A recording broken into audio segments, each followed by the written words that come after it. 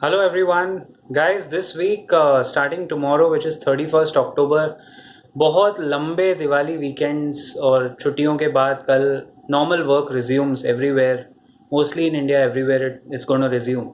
लेकिन हमारे equity markets में थोड़ा और आपको पेन पॉइंट या थोड़ा सावधान रहने की ज़रूरत है. There are three major points which I want to highlight for this week.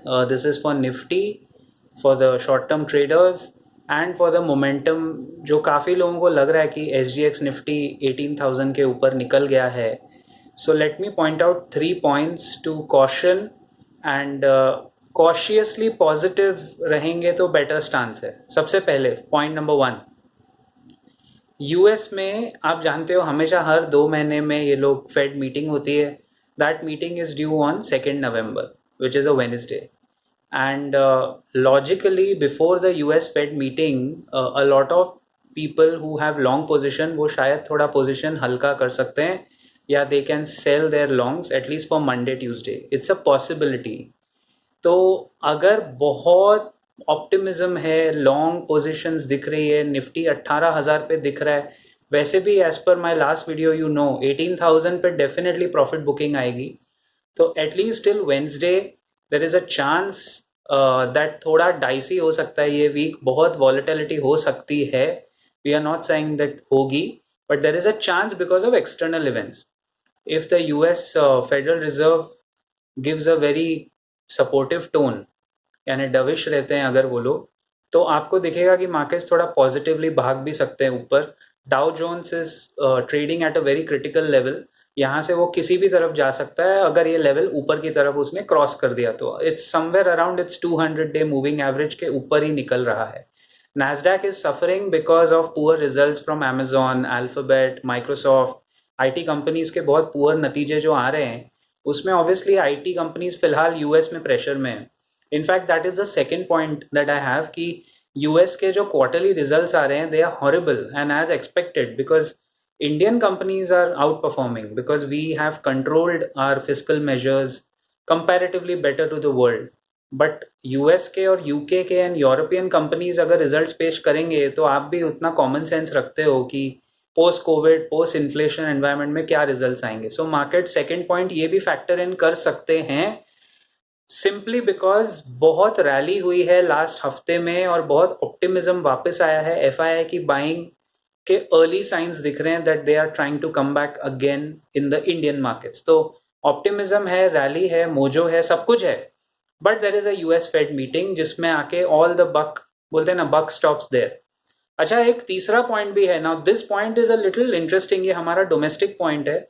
RBI, Reserve Bank of India ने अनस्केड्यूल्ड मीटिंग बुलाई है 3 November. I mean out of no where. I know I can update you the reason for that. India में locally अभी ये हमारा pain point है. This is not imported. अब तक तो हम लोग सिर्फ ग्लोबल फैक्टर्स पे रिएक्ट करते थे. But so for the last 9 months, India's inflation has been above 7.1%. RBI का इन्फ्लेशन का कंफर्ट जोन है 2% to 6%. मिनिमम 2% रहना चाहिए, मैक्स 6.5 रहना चाहिए. एज पर द लॉ अगर 6% के ऊपर रहता है फॉर 9 months यानी 3 quarters, the RBI has to go to the parliament and answer the government कि बॉस हम लोग इन्फ्लेशन अब तक कंट्रोल क्यों नहीं कर पाए. तो इट्स अ ग्रेट लॉ.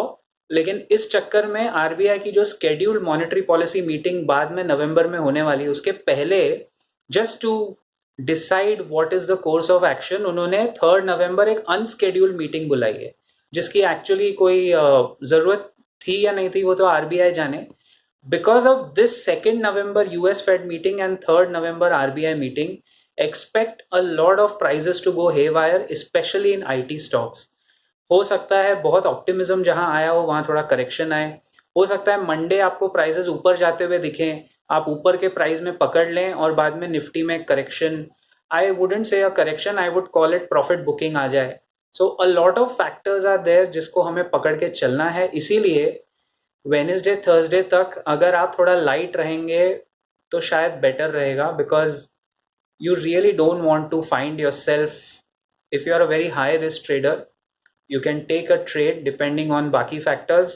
लेकिन अगर वो गलत पड़ा, अगर कुछ भी इंडियन, अब तो इंडियन इवेंट भी हो सकता है, अब तो इंडियन आरबीआई की तरफ से या ग्लोबल सेंट्रल बैंक्स की तरफ से कुछ भी उल्टा सीधा हो गया, देन जो माइल्ड प्रॉफिट बुकिंग भी आएगी ना, तो वो निफ्टी का सपोर्ट है 17,350, वो एक स्ट्रॉन्ग सपोर्ट है, वहां से टूटने के नीचे के आसार नहीं दिखते.